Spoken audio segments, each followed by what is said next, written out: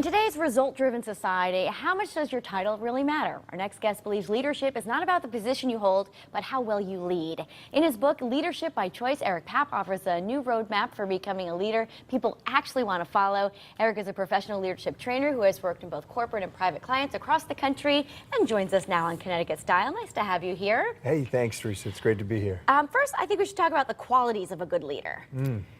Yes, and while the qualities haven't changed, our society's perspective has changed. But the qualities are still there. Listening, integrity, accountability, and then taking action. And leadership really can be applied to every aspect of our life. Absolutely, personally and professionally. And you say one of the keys to leadership is listening, and you actually get a better sort of interaction if you like the person, would you say? Right, you know, and listening from the standpoint, if you're a manager, director, is most people leave a position because they'll say, my boss didn't listen to me. And so that's one of the big components of that.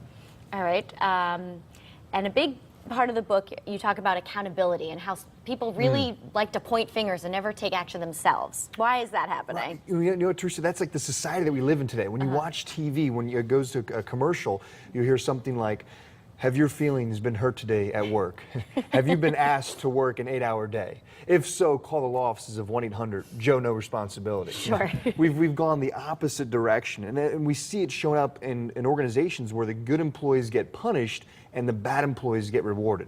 The good employees, they get more work, they get more responsibility because the work has to get done, and the bad employees, they get less work and they get more time to do it in. So why are people not taking the accountability? Well, it's just an easier way out? It's not even there. It's not really, people are not really even being held accountable. And then we've even seen that, you know, in our school systems with the way kids are being raised. You know, they'll have something that takes place in the classroom, maybe a disciplinary, you know, and they come home, they complain to their parents comes in, talks to the teacher and says, hey, you know, I wonder, you know, you yelled at my kid, you know, the other day, how come, what would you do that for? You know, mine's the perfect sign. Maybe So your they kid never, deserved it, right? Exactly, your kid deserved it. And so there's not that element of accountability. I see. So you say a couple of ways you can succeed is really do hold yourself accountable. And you have an acronym, you go by LAP. Let's break this down a little bit for our viewers. Some key points here. Learn how to say no. Right, learning how to say no, because we put so much on our plate. Over 2/3 of the population has a hard time saying no. And so when you're constantly putting so much on your plate and you're not fulfilling on your word, then you're not seen as a person of your word, and you just keep getting more and more, and so you're not able to hold yourself accountable. So learn how to say no and really get a clear idea of what your priorities are. So that's one of the first components. Don't take on too much that you can't handle, right? Exactly. All right, take action before you speak. Yeah, taking action before you speak, because this way you'll start the progress, you'll start the momentum, and then you'll start to see that element of accountability. Then it'll just be like second nature when you take action first before you speak. Thinking might even help also before you speak, right? Yes, yeah, It probably makes well, a big difference. Have an accountability partner. Now, what do you mean by this? Just like when you're going to the gym or going to do a walk around the neighborhood, when you have somebody that's going to hold you accountable, that can knock on your door and say, hey, Teresa, we're going to go to the gym today. You know, so when you have somebody there that's going to hold you accountable, you're more likely to actually do it.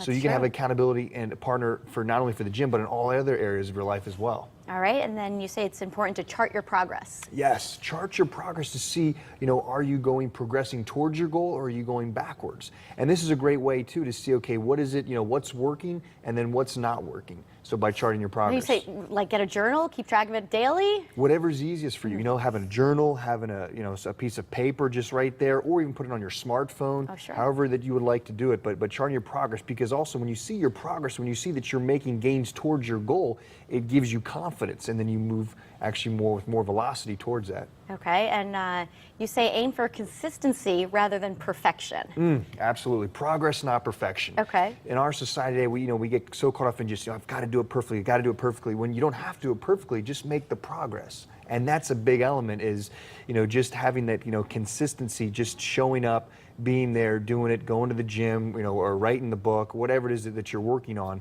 and taking those consistent actions, and then worry about, when you're 80% ready, move, take action, get it done. You Little never baby do 100%. steps along the way, right? Absolutely. It's easier. Yes. All right. Also in the book, you mentioned healthy versus unhealthy conflict. What do you mean by that? There's two types of conflicts in organizations conflict always and bad households. or not really? No, conflict is not always bad. That's the thing that there's the misnomer of that is people think that conflict is a bad thing. But whether it's talking about in families or in corporations, healthy and unhealthy conflict. The healthy conflict is when people are debating, discussing, different viewpoints and such.